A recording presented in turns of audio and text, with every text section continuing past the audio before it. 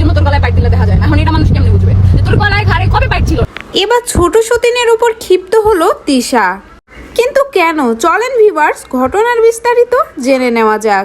এর আগে আখি তার ফেসবুক পোস্টে একটা স্ট্যাটাস দেয় এবং সেখানে লেখে যে আহাদ এবং তিশা লাভ বাইট নিয়ে ঘোরে, সেগুলা দেখে আখির কষ্ট হয়। আর আখির বলা ওই বিষয়টা নিয়েই এবার তিশা মুখ খুললো। সে লাইভে এসে বলল তোর গলা কালা, এজন্য তোর গলায় লাভ বাইট দিলেও দেখা যায় না। আখিকে উদ্দেশ্য করে তিশা বলল তোর আগের জামাইও পারে নাই, তোর কাছে ভালোবাসে মানে আলাদা রুমে যেয়ে থাকা। এছাড়া তুই যে আমার লাভ বাইট নিয়ে কথা বলেছিস, তোর একটুও লজ্জা লাগলো না? তোর লাভ বাইট বোঝা যায় না কারণ তুই কালা। আর তোর গলা কালা, এই জন্য তোর গলায় পাইপ দিলে দেখা যায় না। এখন এটা মানুষ কেমনে বুঝবে? সেই লাইভে সেই ছোট সতীনকে ইচ্ছা মতো ধুয়ে দিল তিশা। এবং শুধু তিশাই নয়, তিশার সাথে আহাদও নানান রকম বদনাম ছড়াচ্ছিল আখির। আর তিশার ক্ষিপ্ত হওয়ার কারণ হলো আখি অভিযোগ করেছে তার স্বামী নাকি তাকে ঠিক মতো ভালোবাসতো না। আর তার পিছনের কারণ হলো তিশা নাকি আহাদের কাছে আখিকে যেতেই দিত না। আহাদ নাকি তিশাকে নিয়েই বেশি ব্যস্ত থাকতো, ঠিক মতো সময় না দেওয়ার জন্যই এবার রাগ করে বাবার বাড়িতে চলে গেছে আখি। এছাড়া বড় বউ তিশার লাভ বাইট নিয়েও রীতিমতো কথা বলে আখি, যে তিশা নাকি লাভ বাইট নিয়ে ঘোরাফেরা করে, যা দেখে আখির অনেক বেশি কষ্ট হয়। তাই তো আখি বলেছে আমি কি মানুষ নই, আমার কি কষ্ট হয় না নাকি আমি রোবট? আর আখির বলা সেসব কথা নিয়ে এক লাইভে মুখ খুলেছে এবার তিশা ক্ষিপ্ত হয়ে আরো বলে তোর লাভ বাইট নিয়ে কথা বলতে লজ্জা করলো না? লাভ বাইটকে আহাদ কে আগে দিয়েছিল?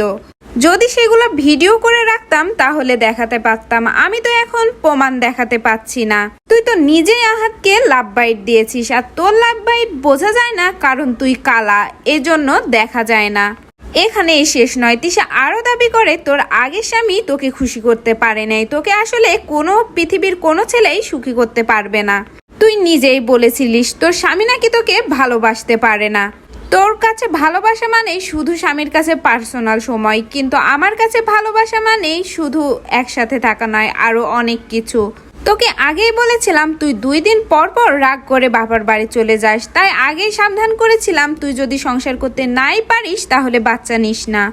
বাচ্চাটার কি দোষ, তুই বাচ্চা কেন নিলি? এভাবেই ক্ষিপ্ত হয়ে তিশা অনেক বেশি কথা বলে আখির বিরুদ্ধে। সঙ্গে অবশ্য স্বামী আহাদও বসেছিল এবং সেও বড় বউয়ের অনেক বেশি নাম করে।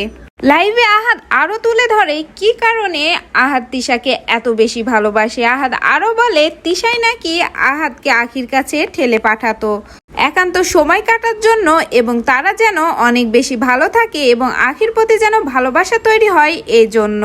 তিশার মুখের দিকে তাকিয়েই নাকি আহাদ আখিকে ভালোবাসতো। এখানেই শেষ নয়, আখি যে এতদিন সংসার করতে পেরেছে সে শুধুমাত্র তিশার জন্য, অন্য কোথাও হলে নাকি 1 মাসও সংসার করতে পারতো না আখি। তিশা আরো বলে আখির অনেক রাগ জেদ অহংকার, আর এই অহংকারই আখির পতনের মূল। তবে এসব নিয়ে কোনো কথা বলেনি আখি, তবে রীতিমতো পোস্ট করে যাচ্ছে।